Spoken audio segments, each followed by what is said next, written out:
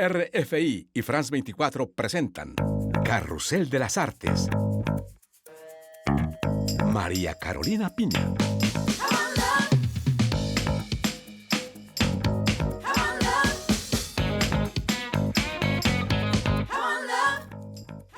Sean todos bienvenidos a este nuevo número de Carrusel de las Artes. Hoy hablaremos de un libro que ha sacudido el mundo editorial francés desde su publicación hace unas semanas. Se trata de Triste Tigre, de la escritora francesa Neige Sinon, ganadora por este texto del Premio Femina, uno de los galardones literarios más importantes de Francia. Y Neige se encuentra hoy en nuestros estudios. Hola Neige, muchísimas gracias. Estamos muy honrados de su presencia aquí hoy. Gracias, buenos días. Buenos días a usted. Y bueno, tema difícil y tortuoso el que vamos a abordar el día de hoy, el tema del incesto que Neige nos relata y diseca desde su propia experiencia. Así que quédense con nosotros. Esto es Carrusel de las Artes. Hay obras que nos estremecen profundamente y es lo que muchos lectores hemos sentido a la lectura de este libro. Triste Tigre, de la escritora francesa Neige Sinon, no es una novela, no es vamos a decirlo así, un diario íntimo, es quizás un objeto literario, pero que diseca esa experiencia del abuso sexual siendo niños. Y yo quería comenzar, Neige, esta plática con usted con una afirmación que se encuentra en la contraportada del libro. Usted dice que la literatura no la ha salvado, que no está salvada. Después de tantos años de reflexionar sobre lo sucedido, de esos años de abuso sexual y del trabajo que significa plasmarlo en un libro, la literatura no es una salvación. No exactamente. Y lo que pusimos esto en la contraportada porque es un poco un ejemplo de lo que hago en el libro, que es intentar pensar los prejuicios que tengo yo, que tenemos todos acerca de esos temas. Y hay un prejuicio que dice que una vez que escribes o que cuentas tu historia, ya te sientes mejor y como que a través del trabajo artístico ya te salvaste, ya estás bien. Y eso de una, pues no ha pasado para mí. Y además me parece que a veces puede ser perjudicial, puede ser incluso tóxico pensar que tienes que salvarte a través del arte. Y que es una postura superior estar bien y sentirse salvado y haber salido adelante, superior a alguien que no está bien. Uh-huh. Y entonces son ideas que circulan y que el propósito de mi texto es esto, y por eso es un texto híbrido, no es narrar mi historia exactamente. Es pensar a partir de mi historia ese tema de qué es en la vida de una persona haber sido abusada de niña, cuáles son las consecuencias cuando uno crece y sí pensar una gran cantidad de temas en relación a esto. Uh-huh. Y el libro, como usted lo decía, es como una reflexión sobre todos los temas que pueden englobar esa experiencia y comienza con el retrato de su violador, que era el marido de su madre. ¿Por qué comenzar por él? Por lo mismo de lo que estábamos hablando, el tema del... sí, de las ideas preconcebidas que uno tiene y de las cosas que yo quiero reflexionar. Y una de ellas es la fascinación por el victimario, la fascinación por la violencia, la fascinación por el que está del lado del poder, que es una fascinación de la sociedad en general, pero también la tengo en mí, porque en toda mi experiencia siempre él me obligó, por lo que yo vivía, a ponerme en su lugar, pero sigo siendo fascinada y interesada en los que están en el poder, en los que perpetúan la violencia, y me cuesta más ponerme en el lugar de la víctima. Y entonces empiezo el libro un poco de una forma de desquitarme de ese prejuicio y de indagar eso. Y entonces empiezo por el retrato del agresor y obviamente poco a poco se vuelve menos importante, menos impresionante. Por eso se llama Triste Tigre, porque mi idea es que el tigre feroz que representa al agresor poco a poco se vuelve triste, se vuelve como un pobre tipo. Y la víctima a través de mi voz, pero también a través de la voz de otras personas, nos volvemos más importantes y nos volvemos el tema real de este libro.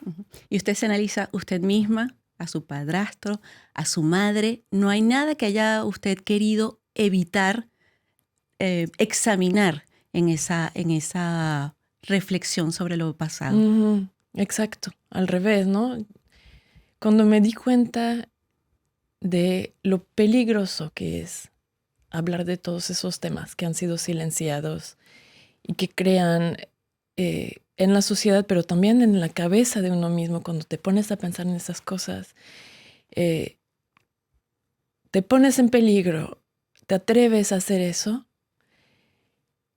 entonces tengo que ir hasta el final, hasta lo máximo que yo pueda decir. Y incluso hasta analizar, hasta preguntarme qué tengo en común con mi violador. ¿Sería yo capaz de cometer un acto así? Todas esas preguntas que se hacen muchas víctimas, no sé si todas, pero muchas personas que han pasado por esa misma experiencia llegan a preguntas filosóficas sobre el mal, sobre si sería cualquiera capaz de hacer eso. Me parece que era un poco la consecuencia natural de ese primer paso de atreverse a. Uh-huh. Fueron varios años, 7, 8 años de abusos sexuales desde que usted era una niña. Y lo que sorprende leyendo de esta experiencia es que en una familia que todo el mundo podría pensar que es normal, que es coherente, son 4 personas, luego nacieron otros hijos de la relación de su madre con este señor, este pobre tipo, como usted lo denomina. También hay el examen de su madre y de que ella nunca se percató y que después de que usted se atrevió a decírselo, estuvo un tiempo con él. Sí, es algo muy común, ¿no? Entonces, hablo de mi historia como un guión, ¿no? Es como un poco el hilo director que me permite narrar. Hay una parte narrativa. Yo considero el texto como una no ficción narrativa, que se inscribe un poco en esa corriente.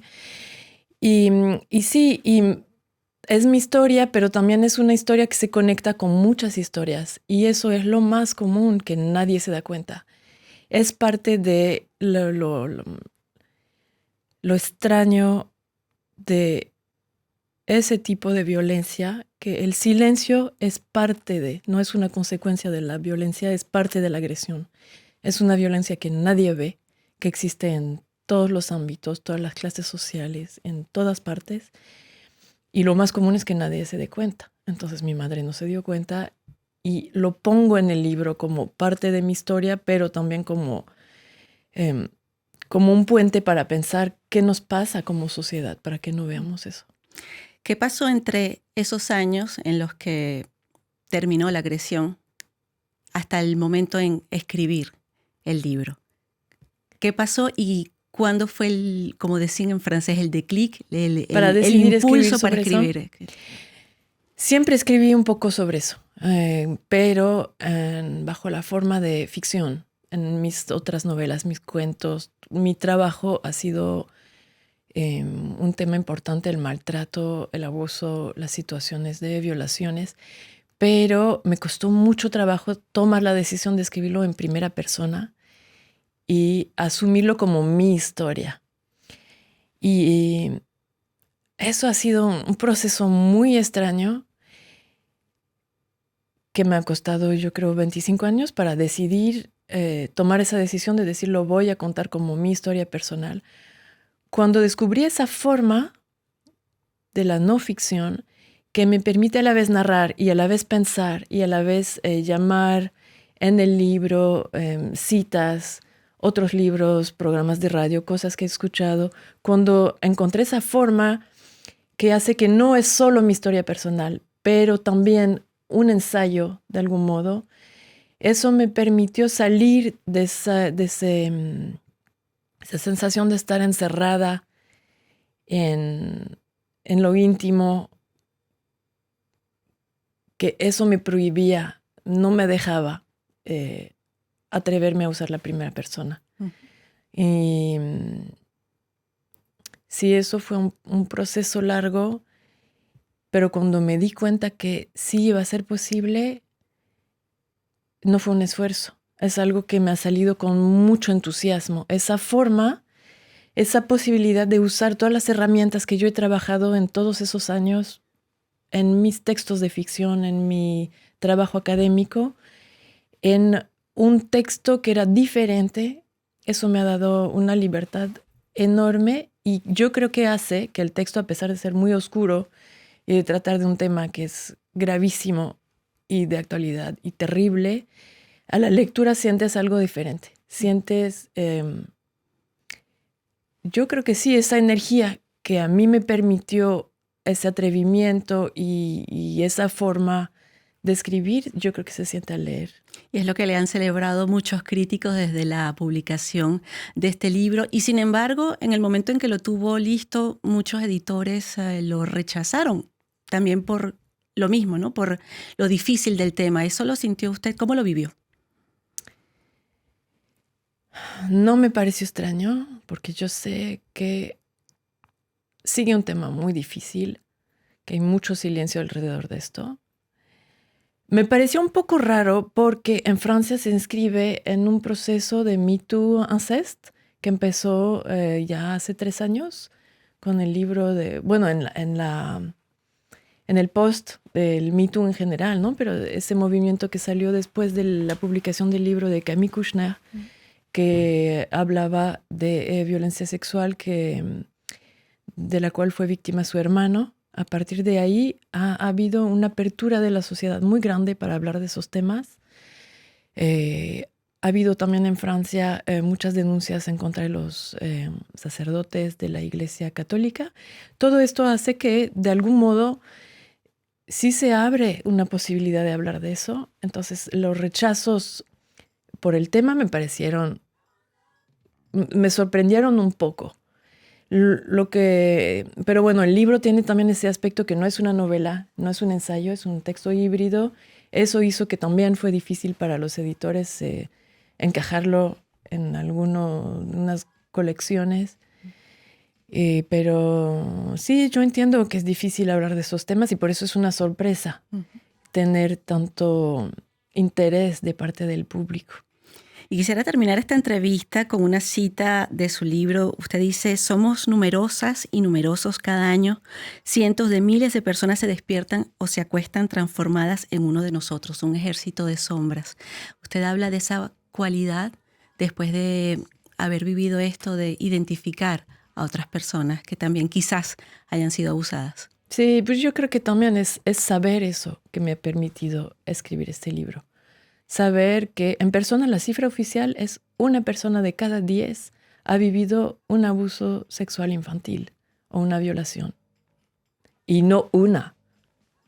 Esas cosas en general duran mucho tiempo, ¿no?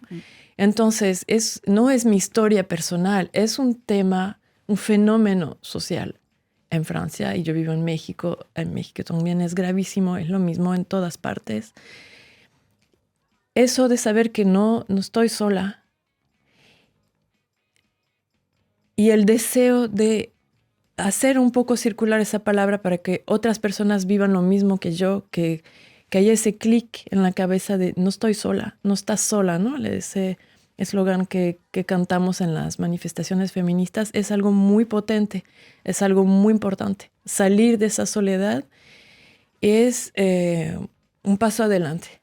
Y con ese llamamiento a salir de la soledad vamos a terminar esta entrevista. Muchísimas gracias, Nesh Sino. Además, me parece que era su primera entrevista en español. Le agradecemos muchísimo haber estado con nosotros para este libro, que además se pronuncia en francés y en español igual, Triste Tigre, de Nesh Sino. Muchísimas gracias a todos ustedes y hasta la próxima.